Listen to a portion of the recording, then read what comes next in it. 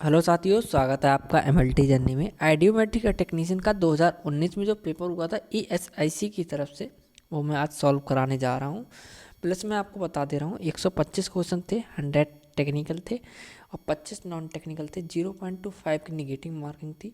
आइए हम शुरुआत करते हैं इस वीडियो की। आप हमारे साथ तक लास्ट तक बने रहिएगा। आपको पीडीएफ प्रोवाइड करवा दी जाएगी। देखिए, आइडियोमेट्रिक टेक्नीशियन पहला क्वेश्चन इसमें दिया है, the portion of the inner ear that is responsible for hearing is called. इसमें पूछा है आंतरिक कान का वह हिस्सा जो सुनने की क्रिया के लिए आवश्यक है, वह क्या कहलाता है? कर्णावर्त कहलाता है, कोकिला कहलाता है।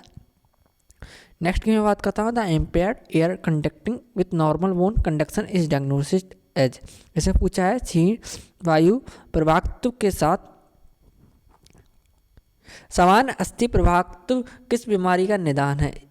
कंडक्टिव हेयरिंग लॉस का है, प्रवाही श्रवण हानि, हमारा हेयरिंग लॉस हो जाता है, उसका है। थर्ड क्वेश्चन इसमें Rinne test is performed using, ठीक है। रेन परीक्षण क्या उपयोग करने के लिए किया जाता है?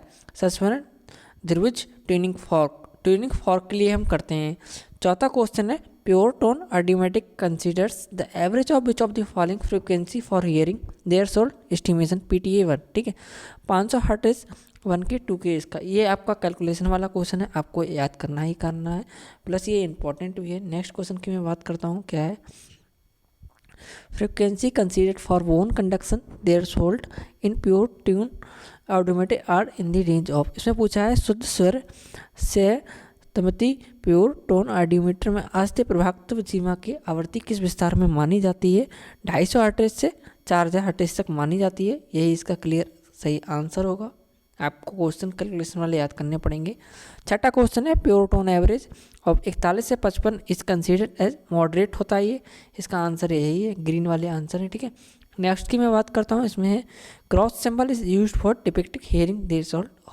आप क्रॉस सिग्नल क्यों यूज करते हैं? बायाकोला कान लेफ्ट एंड साइड ईयर के लिए हम यूज करते हैं, लेफ्ट अनमार्क्ड ईयर के लिए हम यूज करते हैं। नेक्स्ट क्वेश्चन की मैं बात करता हूँ, 8वां, swimmer's ear is a condition referring to external otitis के लिए होता है, ठीक है। आपके लिए नेक्स्ट क्वेश्चन की मैं बात करूँ, the mass of malleus is 25 mg होता है इसका आंसर, 25 mg इसमें मास से हम यूज करते हैं। नेक्स्ट की मैं बात करता हूँ, द्रव्यमान, the study of speech sounds and sound patterns use to create words is called. Phonology कहते हैं शब्द की निर्मित के लिए वाक्य ध्वनि और ध्वनि संरचनाओं को उपयोग का अध्ययन क्या कहलाता है? फोनोलॉजी कहलाता है। Next question, star whether components of fluency of speech considers effort rate of speech and continuity. इसका पहला आंसर यही हो जाएगा। अदर क्वेश्चन के आंसर बात नहीं करूँगा ऑप्शन की, ठीक है। नेक्स्ट क्वेश्चन है, complete loss of voice is diagnosed as aphonia कहलाता है। नेक्स्ट क्वेश्चन है इसमें, वोकल नोडल्स और vocal folds are often seen. इसमें पूछा है मुख्य सिलवट्टों वोकल फोल्ड्स पर किस प्रकार के मुख्य पिंड वोकल नोडल्स अक्सर देखे जाते हैं? बायलैटरल देखे जाते हैं, ठीक है। नेक्स्ट क्वेश्चन की मैं बात करूँगा, इसमें the errors of many phonemes that's from patterns और clusters are described as phonological disorder, इसका आंसर है। नेक्स्ट की मैं बात करूँगा, the central control of respiration is medulla oblongata, ठीक है। श्वसन का केंद्रीय नियंत्रण किससे नहीं होता है? मज्जा से होता है। Larynx is considered as voice box होता है। कंठनली नॉरिक्स, लैरिक्स को क्या कहा जाता है? स्वर बॉक्स कहते हैं। The frontal and side walls of the larynx is found by butterfly shaped cartilage called, उसको हम थायराइड कहते हैं। हमारा जो थायराइड ग्लैंड होती है बटरफ्लाई शेप की होती है, आपने देखा ही होगा, बटरफ्लाई शेप की होती है। नेक्स्ट के क्वेश्चन की मैं बात करता हूँ, इसमें when the upper jaw is protruded and lower jaw is retracted it is labelled as class second malocclusion, ठीक है। नेक्स्ट क्वेश्चन की मैं बात करूँगा, इसमें पूछा है the degree to which people understand the sounds in words speaker produce is called speech intelligibility कहते हैं इसका आंसर। नेक्स्ट क्वेश्चन की मैं बात करूँगा, the difficulty is naming things objects places and people is known as anomia answer है। इसमें पूछा है वस्तुओं पदार्थों और प्लस इसमें स्थानों को व्यक्तित्व के नाम लेने में आने वाली समस्या को क्या कहा जाता है? उसको हम कहते हैं एनोमिया कहते हैं। नेक्स्ट क्वेश्चन की बात करूँगा मैं, the branch which deals with the cause nature disease evolution morphological and functional changes of body is known as, उसे हम क्या कहेंगे, उसको हम पैथोलॉजी कहेंगे, जिसमें हमारा नेचर भी चेंज हो रहा हो, डिसीज भी हो रही हो। एवोल्यूशन मॉर्फोलॉजी भी हम और फंक्शनल चेंजेस हो रहे हैं, उसे हम पैथोलॉजी ही कहते हैं। पूरी डेफिनेशन इसमें घुमाकर पूछ ली। The process is fundamental basis of pathological इजार, इन्फ्लामेशन एंड रिपेयर कहते हैं इसे। पैथोलॉजी के मौलिक आधार में प्रक्रियाओं क्या है, उसका आंसर होगा inflammation and repair. Next question की मैं बात करूंगा, unlimited new growth of cells proliferation is known as, उसे हम नेलप्लाजिया कहेंगे, ठीक है। नेक्स्ट क्वेश्चन की बात करूंगा, the process involve in synthesis of protein in a cell is referred to as, उसे हम एनाबॉलिज्म कहेंगे। किसी कोशिका में प्रोटीन के संश्लेषण में शामिल प्रक्रिया को किस रूप में जाना जाता है, उपापचय एनाबॉलिज्म में जाना जाता है। The principal organelle is cytoplasm, कोशिका द्रव्य साइटोप्लाज्म का मुख्य घटक है, उसका आंसर होगा माइटोकॉन्ड्रिया। नेक्स्ट क्वेश्चन की मैं बात करूंगा, इसमें पूछा गया है किसी रक्त वाहिका में अघुलित सामग्री को रक्त प्रवाह द्वारा उनके मूल नाम से अन्य दूरस्थ स्थानों तक ले जाया जाता है। सही वाहिका में कोशिका ल्यूमेन में पैदा होने वाली बाधा को क्या कहा जाता है, उसको हम वाहिका रोध इन्वॉल्यूम कहेंगे। इसमें नीचे इंग्लिश में दे रखा है, the undissolved material in a blood vessels carried by the blood stream from its point of origin to distant places causing obstruction to lumen of vessels is called embolism कहते हैं इसे हम। नेक्स्ट की मैं बात करूँगा, इसमें पूछा है इन्होंने कि कैसन रोग किस कारण से होता है, कैसन रोग हमारा नाइट्रोजन गैस एम्बोलिज्म से होता है। नेक्स्ट क्वेश्चन की मैं बात करूँगा, complete failure of development of an organ is called, किसी अंग की वृद्धि की पूरी तरह से रुक जाना को क्या कहते हैं, उसे हम एप्लेसिया कहते हैं। एप्लेसिया वर्ड यूज किया जाता है उसके लिए।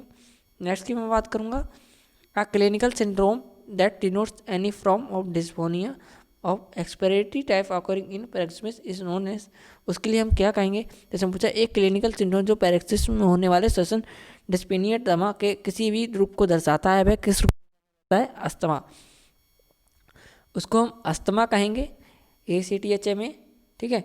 नेक्स्ट की बात करूँगा, melanosis coli has the brownish black pigmentation of mucosa in intestine.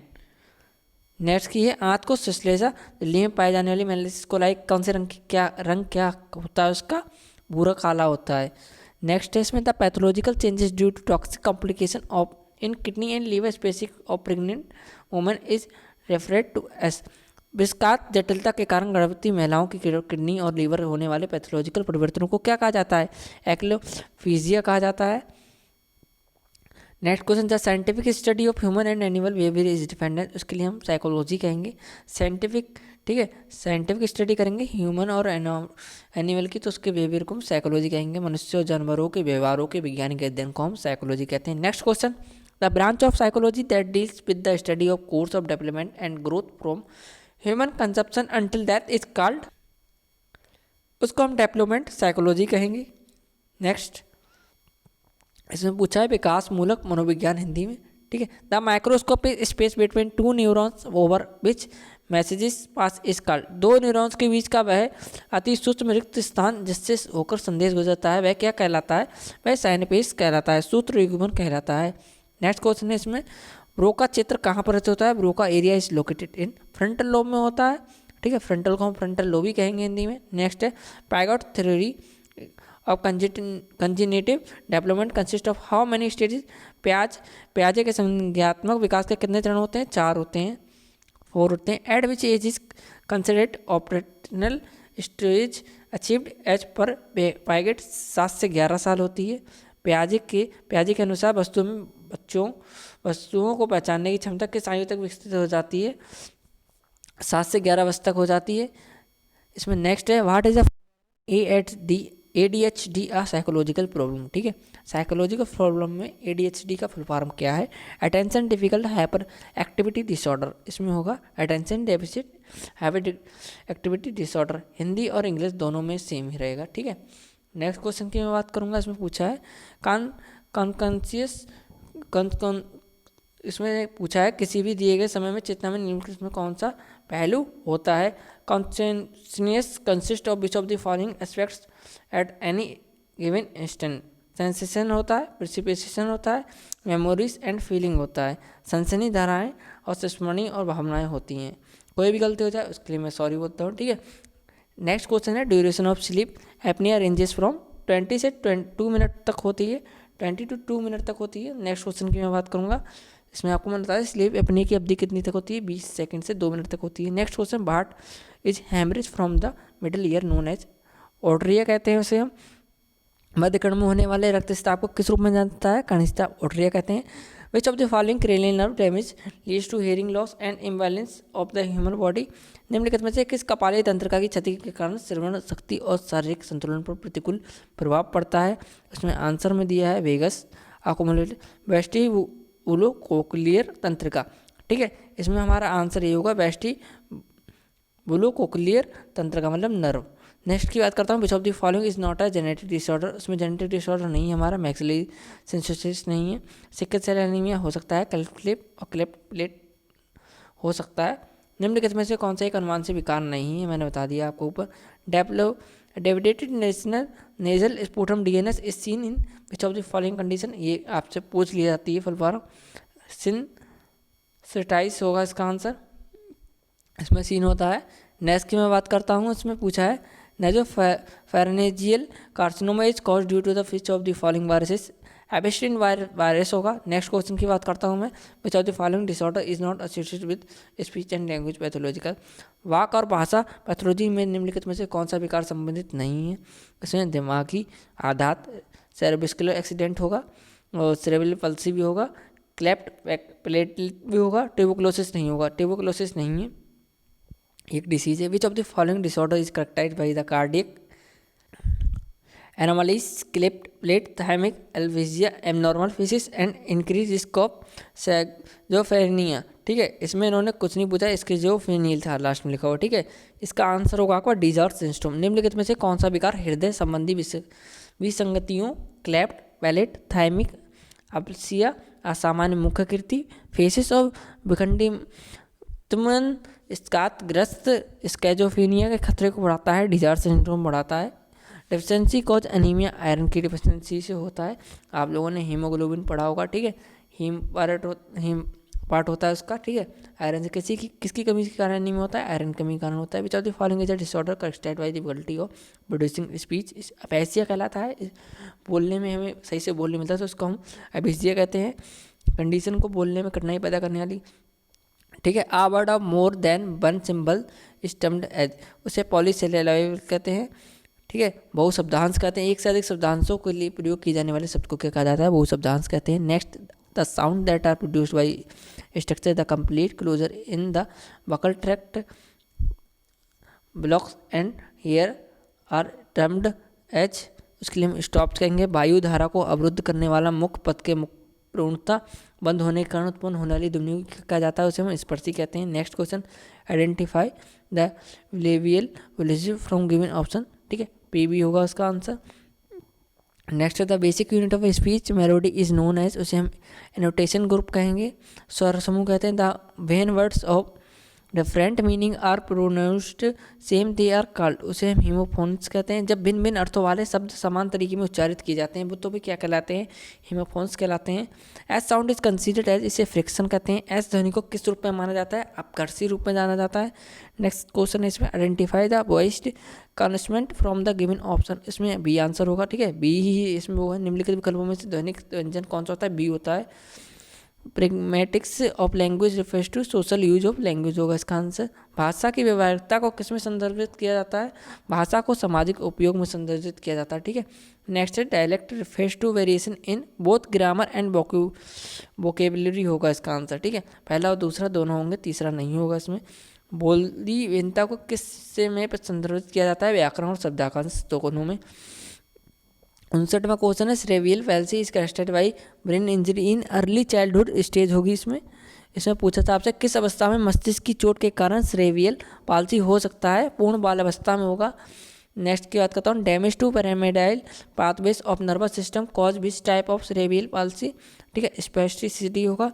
तंत्रिका तंत्र के पिरामिडीय पथ में विकार के कारण निम्नलिखित में से किस प्रकार के सेरेब्रल पाल्सी का खतरा बढ़ जाता है, स्पेस्टिसिटी का खतरा बढ़ जाता है। विकृत सामाजिक व्यवहार, असामान्य उच्च समान व्यवहार और संवाद में कठिनाई किसके मुख्य लक्षण है? ऑटिज्म स्पेक्ट्रम और डिसऑर्डर के लक्षण है।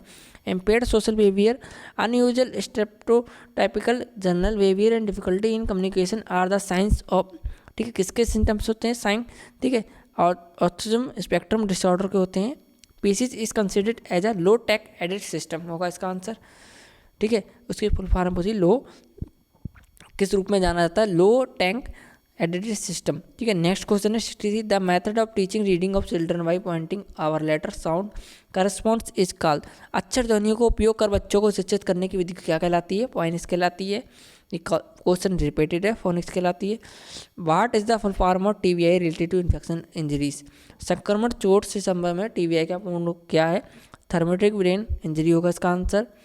Next question, the major sub cortical structure involve in movement regulation is called. ये पूछा है संचरण के नियमन में शामिल अधोबल की संरचना क्या कहलाती है? आपकी बेजल गैंगिला कहलाती है, ठीक है, गैंगिला कहलाती है। Next question, omission of grammatical elements of a dominant character aphasia कहलाती है। भाषा में व्याकरण त्रुटियाँ किस प्रकार के कारण होती हैं? एफेक्सिया के कारण होती हैं, जो कि आपने पिक्चर देखी होगी तारे ज़मीन पर, ठीक है, तारे ज़मीन पर आमिर खान जी की मूवी देखी होगी, उसमें होता है, बच्चे को होता है। Next question, damage to cerebellum results in which type of dysarthria? Cerebellum की क्षति के कारण बोलने में होने वाली कठिनाई क्या कहलाती है? एटैक्सिया कहलाती है,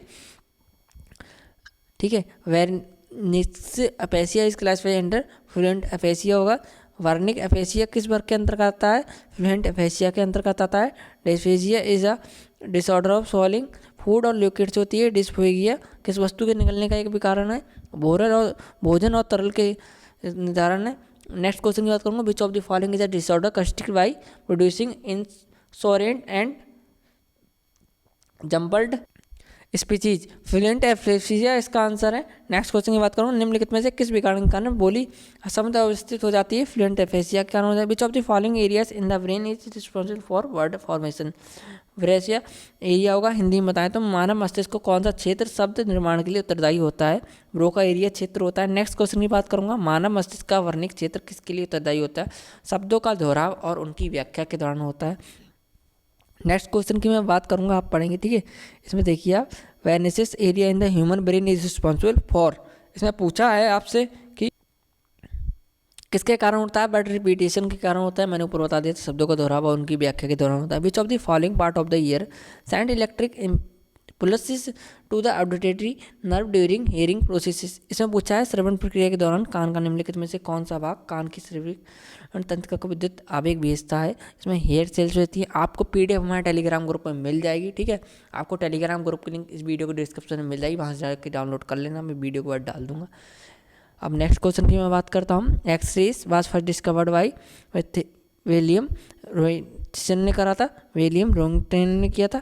नेक्स्ट आता है, processing of x-ray film should be done in a dark room? X-ray film का प्रसंस्करण किस में किया जाता है? अंधेरे कमरे में किया जाता है, जो कि पहले किया जाता था। डार्क रूम असिस्टेंट की वैकेंसी भी निकलती है, ठीक है।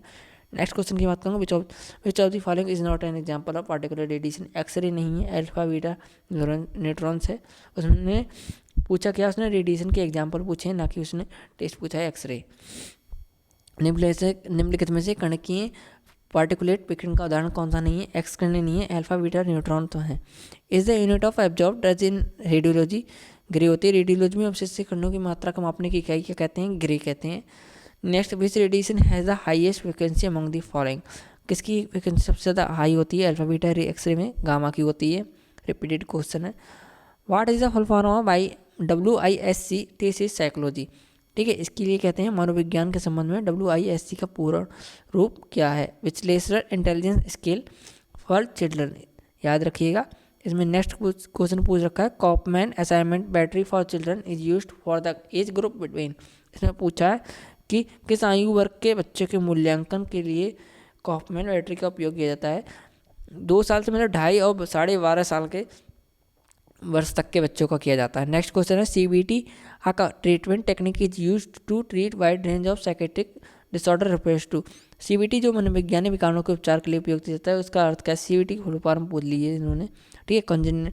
कॉन्जेनिटिव बिहेवियरल थेरेपी होगी इसका आंसर, संज्ञात्मक व्यवहारिक चिकित्सा। नेक्स्ट क्वेश्चन है, persistent pattern of hyper activity impulsivity inattention are the characteristic for ADHD answer होगा अतिसक्तता, आवेग, असावधानी जैसी नियंत्रण घटनाएं निम्नलिखित में से किस विकार के लक्षण के कारण होती हैं? ADHD के कारण होती है। नेक्स्ट है इसमें pronounced fear of wide range of public place is known as, उसे हम एग्रोफोबिया कहेंगे। आज सार्वजनिक स्थानों की एक विस्तृत परिसर वाले सार्वजनिक स्थानों के विचरण भाग को हम किस रूप में जाना जाता है? एग्रोफोबिया के रूप में जाना जाता है। नेक्स्ट इसमें क्वेश्चन पूछा गया हेलुसिनेशन, ऑडिटरी, विजुअल, ऑल्फैक्टरी और tactile and delusion are common and predominant symptoms of. मात्र भ्रम, श्रवण, दृश्य और दृढ़ स्पर्श संबंधी और भ्रम किसमें समान और प्रमुख लक्षण है? इसमें पूछा है, आंसर होगा सिजोफ्रेनिया होगा आंसर। नेक्स्ट इसमें पूछा गया है आपसे एनोरेक्सिया नर्वोसिया किस तरह का विकार है?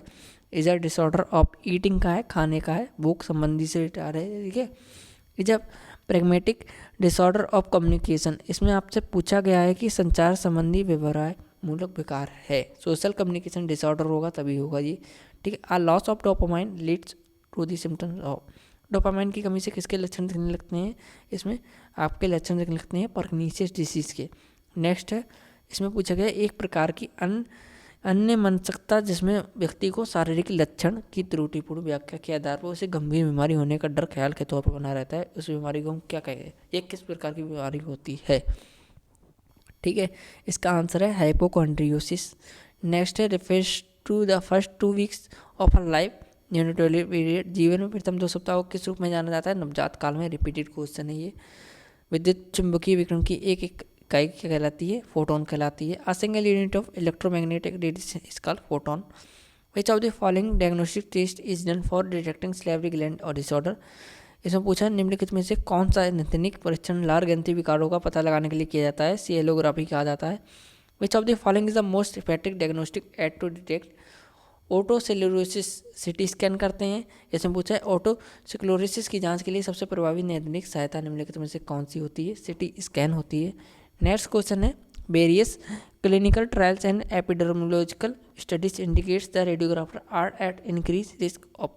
विभिन्न नैदानिक परीक्षणों और महामारी विज्ञान के अध्ययनों में जो संकेत मिलता है उसे रेडियोग्राफी में किसका खतरा अधिक होता है? ल्यूकीमिया का खतरा सबसे ज़्यादा होता है। पांडुरोग।